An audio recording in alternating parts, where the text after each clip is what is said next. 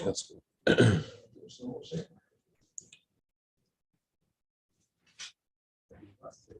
Chaim Ruch. Okay, here we go.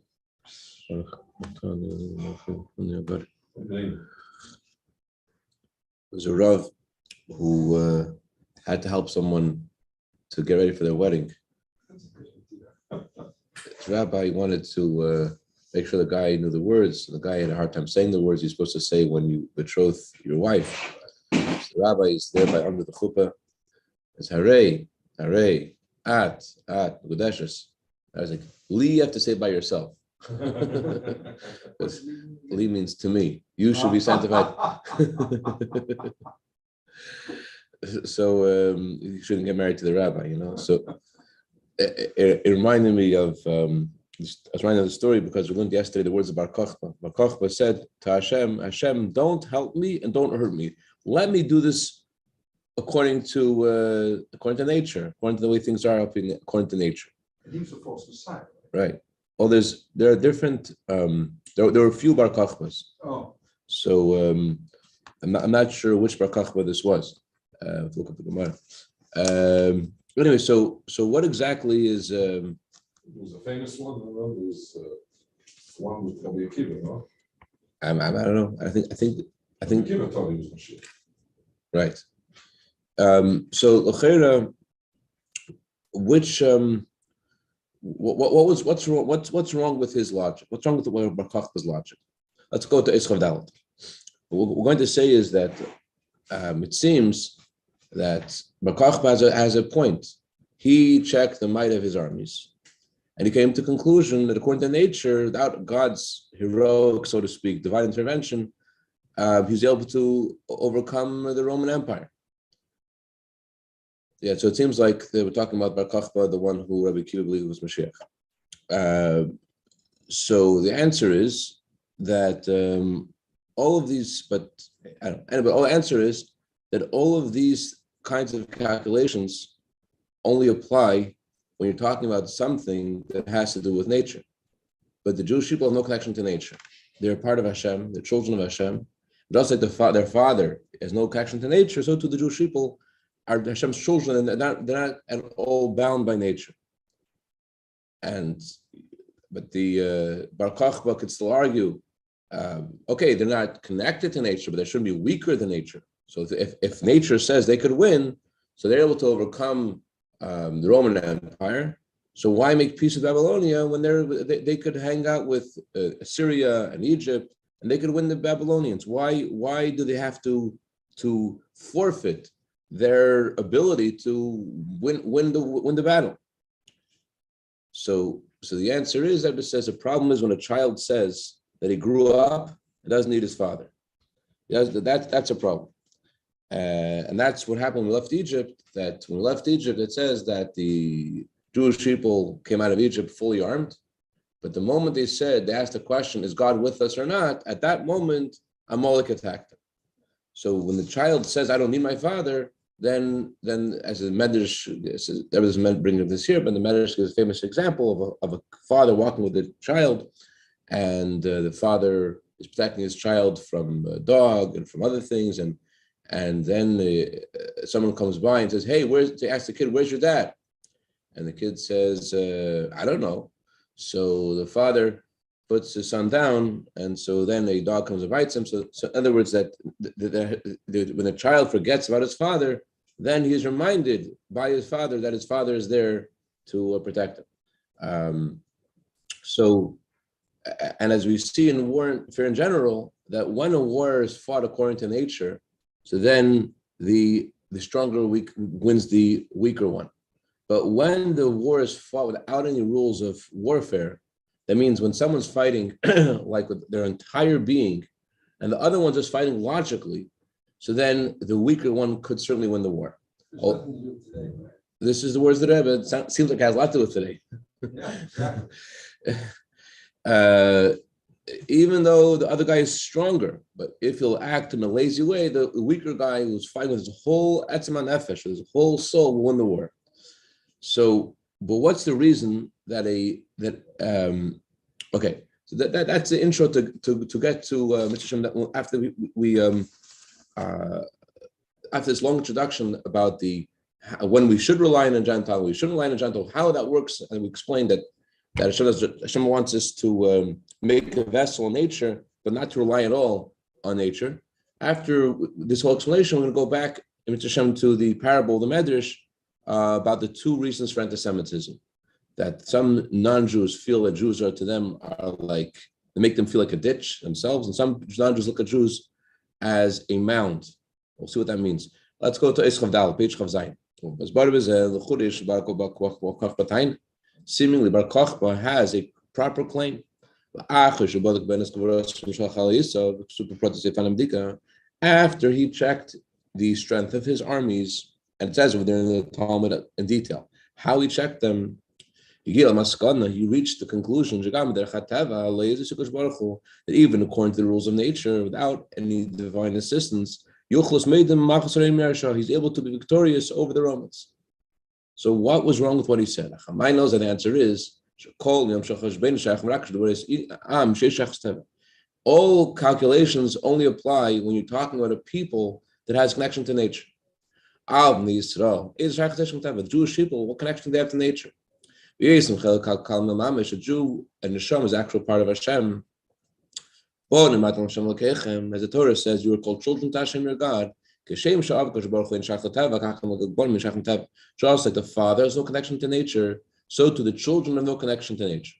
So therefore, the whole concept of what nature says is not relevant. You're not talking about people who are connected to nature. However, Bar Kochba could still claim, okay, so we're not connected to nature. We're not limited to nature. We're not weaker than nature. We're stronger than nature. So if, according to nature, we're able to overcome the Babylonians with the assistance of Assyria and Egypt, in addition to being naturally superior in warfare to the Babylonians, we also are children of God. We have God's assistance, plus we have Egyptian assistance and Assyrian assistance. So with God, Assyria, and Egypt all together, we should for sure win. But the problem with that logic is the problem begins when the child says, I have grown up already. I could go out to war by myself. I don't need my father next to me. When the child says that, then there are issues. Like we see what happened when we left Egypt. Although 600,000 soldiers left Egypt, and Moshe Rabbeinu led them out.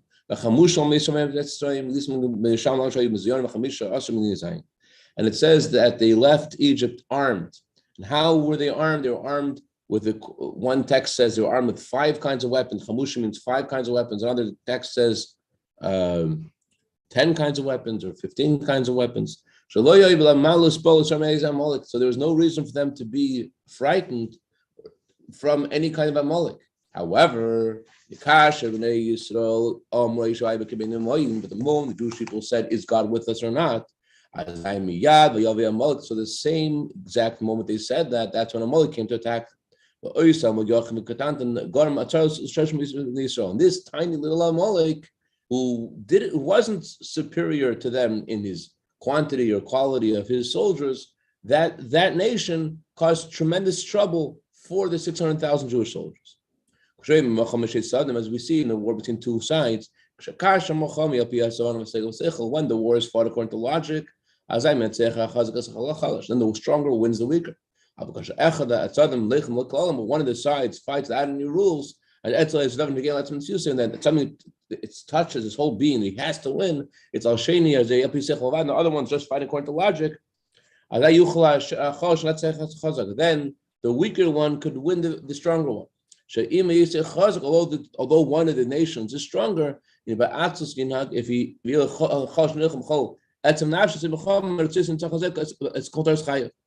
nevertheless, the weaker one who looks at the victory as the whole purpose of his life, he could inflict pain and win over the stronger army.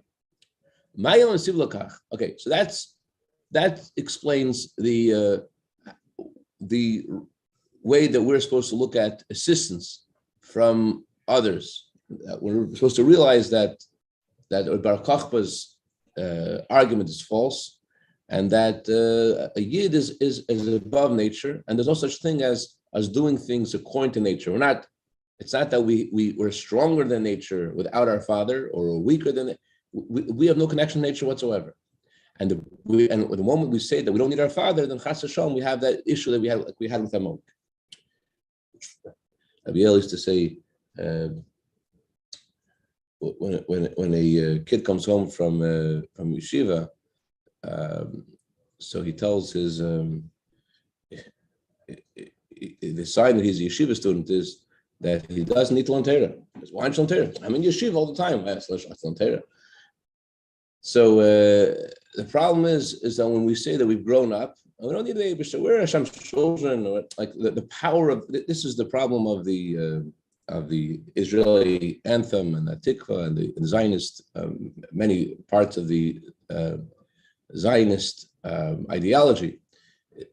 It's based on the fact that we're the Jews and we're going to win. And we also have American assistance. We also have this mamish like the same way Bar Kokhba was speaking. That's how many Jews speak today. We have the greatest army, and we have technology.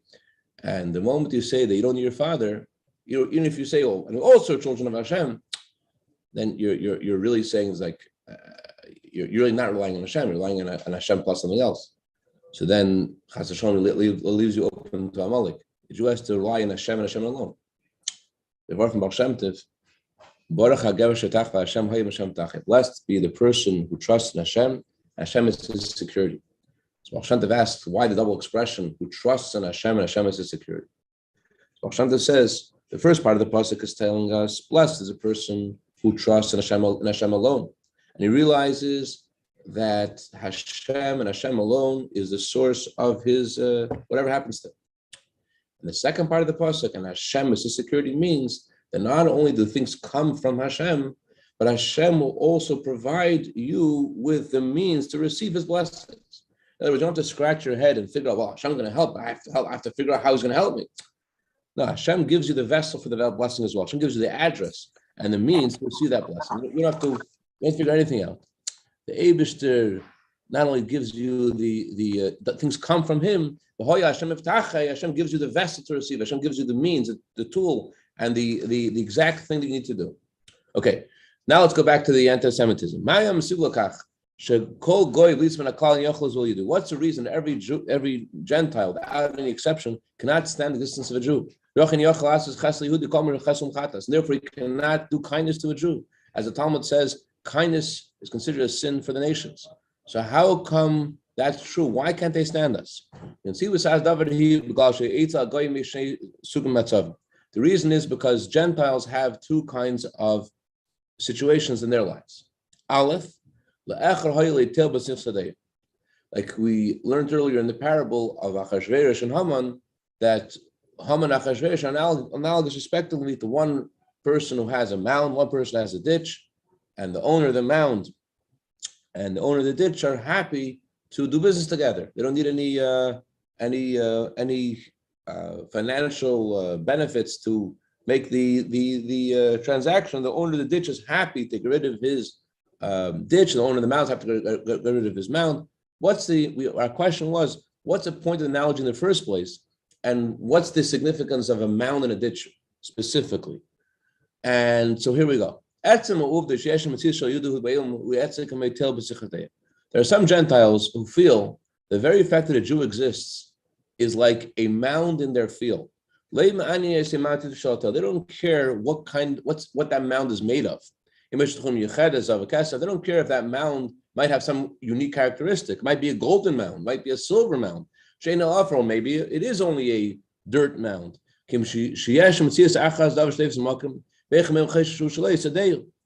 Rather, so they don't think about that. They don't reckon with what the kind or the contents of the mound is. Rather, they feel that there's something in the world that takes up space, and it's in the space that they feel is theirs. That's why the Talmud says, Medrash says, the non-Jew feels there's a mound in his field. What is this thing doing in my field? It doesn't belong here. It's my field. This is my world. And what is the Jew doing in my world? And since this is my field, what's a Jew doing there? As Esav and Yaakov also contended with each other, and Esav said to Yaakov, what are you doing in this world? It didn't bother Esav so much the blessings that Yitzchak gave to Yaakov. What bothered him was the very existence of Yaakov was viewed by Esav as a mound in his field. It's not because a mound bothers me. Rather, it bothers me because it's my field, and there's something strange in this field which doesn't belong here. It's my field. What's this thing doing in my field? And there's no way nothing you can do about that. Even if the Jew gives everything he has to the Gentile, gives all of his possessions to the Gentile, he'll be a servant. He calls as long as he exists, as long as he has not stopped to exist. As Haman wanted to destroy the Jewish people, as long as that doesn't happen, the very existence of the Jew bothers. It's it hurts the eyes. It scratches the eyes of the Gentile. He can't stand it. Even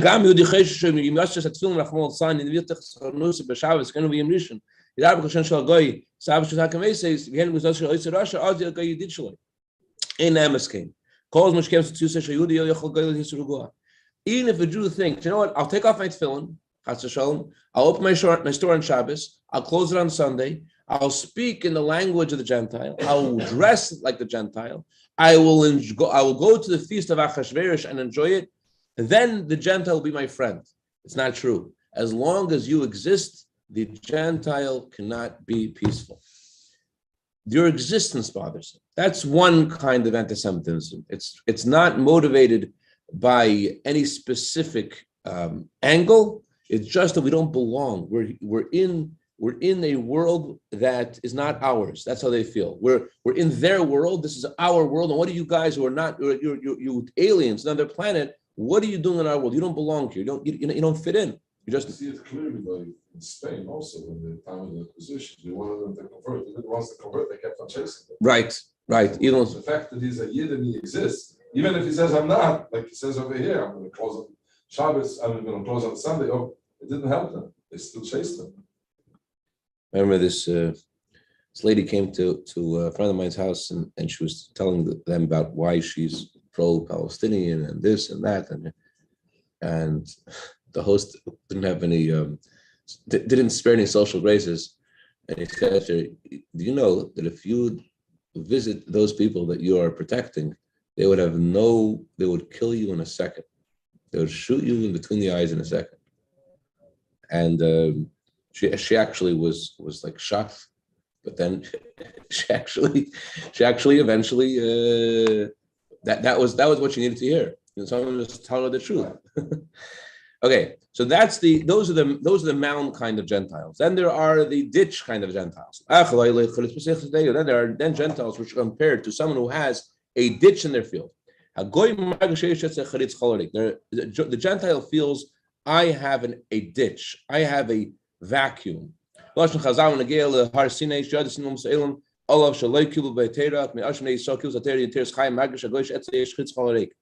says in the Talmud, why is it called the Mount Sinai? Sinai means hatred. That from the moment we accepted the Torah, there is hatred. We got the Torah of life. The Gentile feels hatred to the Jew because he feels he's missing something. They got the Torah and we didn't get the Torah. The truth is they had the opportunity to receive the Torah.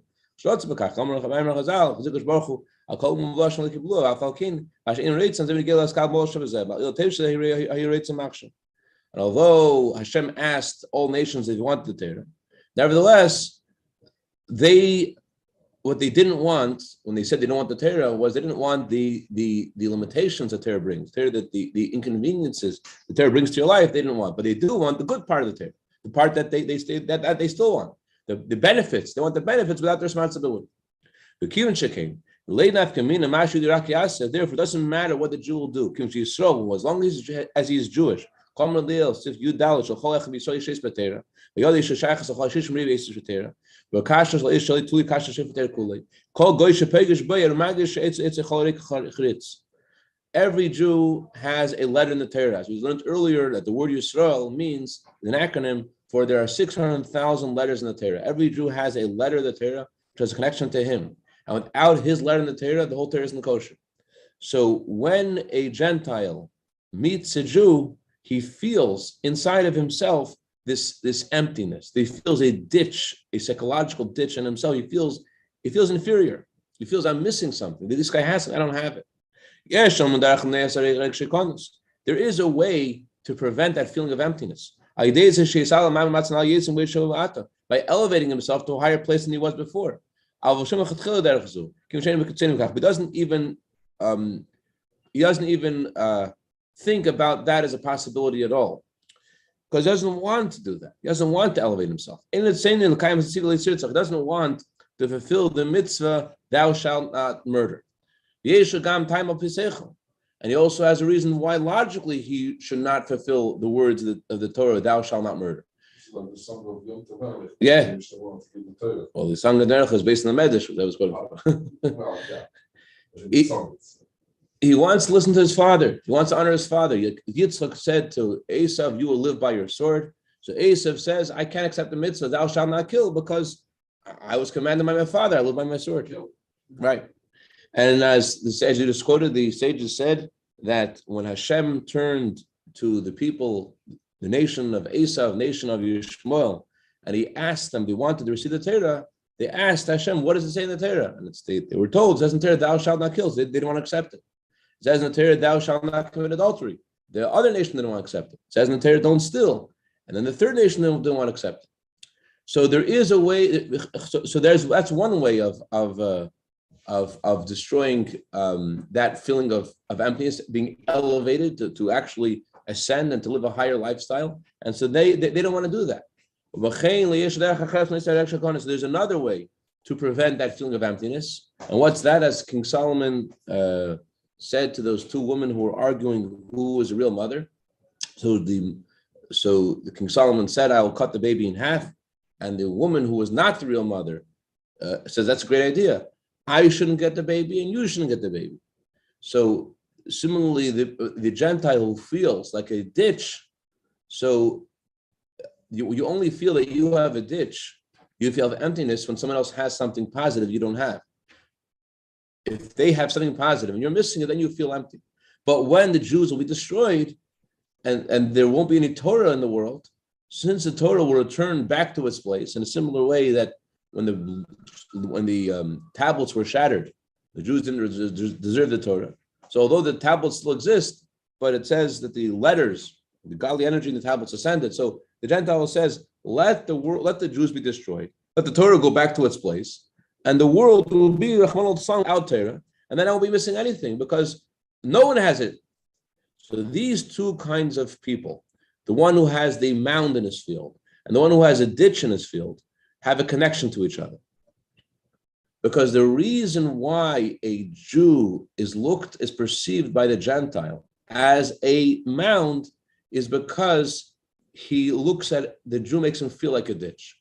Why does a Gentile look at the Jew as something that doesn't belong in the world? What's this guy doing in my world? What's causing him to feel that way? What's causing him to feel that way is because the Jew makes him feel empty. And the truth is that they're not two different things. They're the very same concept. The ditch and the mound are the same concept. From the perspective of the body, the Gentile cries, I can't stand the existence of the Jewish body because it's a mound in my field. And from the perspective of the neshama is the actual part of Hashem. And because the neshama is part of Hashem, God descended on Mount Sinai and gave the Torah to Jewish people for all generations. So that makes the Gentile feel that he is empty. That makes him feel like a ditch.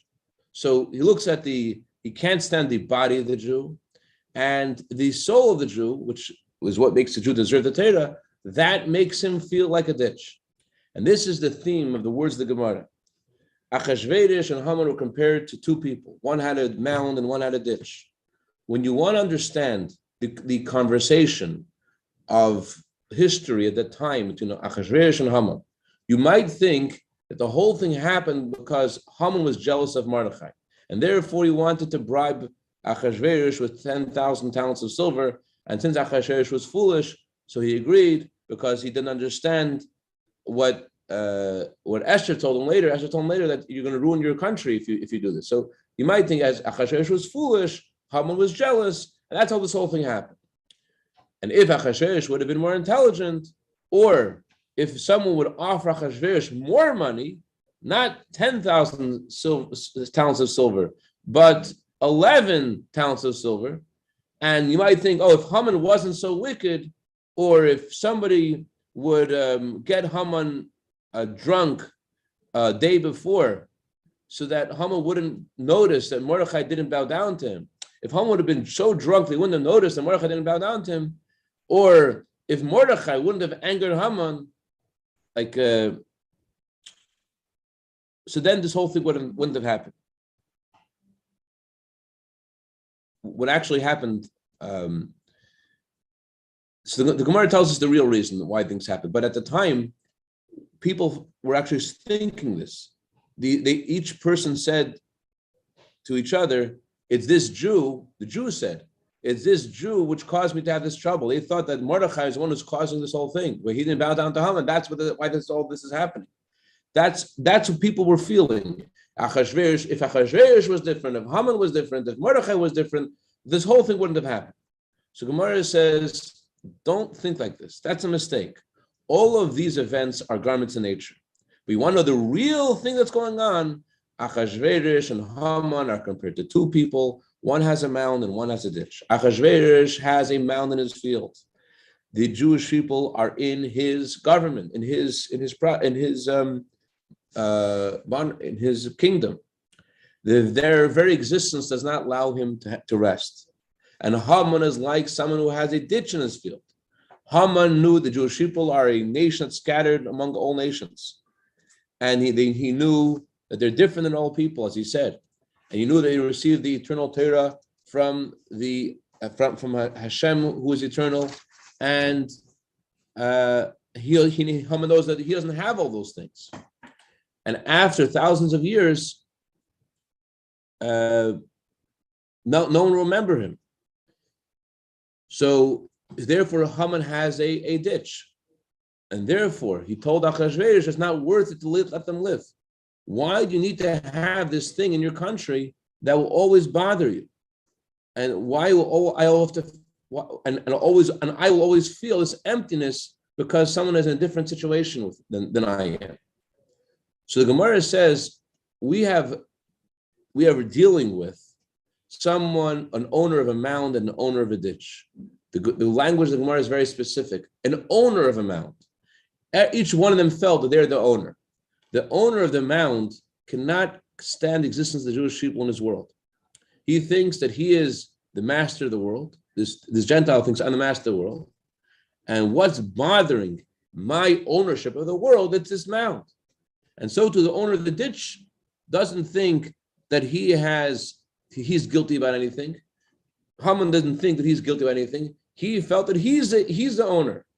And nevertheless, although I'm the owner, I'm the master, yet there's this ditch here. And I have to take care of the ditch. And since he doesn't want to fulfill the mitzvah, thou shalt not kill, thou shalt not steal, he has a much easier idea, and that is to kill the Jews. So if indeed Achashverosh is like the owner of the mound, and Haman is like the owner of the ditch, what's the advice for this? To go to Achashverosh and to convince him to nullify the decree? So we just said that Achashverosh is the owner of the mound. He wants to get rid of the Jews too. So you can't say, I'll convince Achashverosh. What's going to help to talk to Achashverosh? And so therefore, what's the real way to get rid of this decree? The way is as what Mordechai did, is he gathered 22,000 Jewish children and he studied Torah with them, and Hashem and their voices reached the heavens, and God heard their cries. And at that moment, when God heard the cries of the children studying Torah, God took the letters that had the decree against the Jewish people on them, and he tore them up. And I guess the decree is in heaven. I look in the Medrash. Okay, so you also have to work in nature too. And therefore, Esther went to Achashverosh as well, and made a party, and until the decree was nullified. But that was just a secondary thing. The most important thing is to take care of the source of where this was coming from, and that is to go to the Eibusher, and that's why Esther didn't. She fasted for 3 days instead of trying to prepare herself for this date with Achashverosh, because the source of it all was not the Mordechai or Haman, what they did, their behavior. Rather, it all came because of the decree against the Jewish people, and the way to get rid of the decree was to go to the source, the Eibusher, and to the tshuva. L'chaim, l'chaim. Farbrengen Shabbos. Yeah, go ahead. I mean, it just can't play out any more real than what's going on today, what happened last night. It's some Putin taschen. They didn't make some Putin taschen.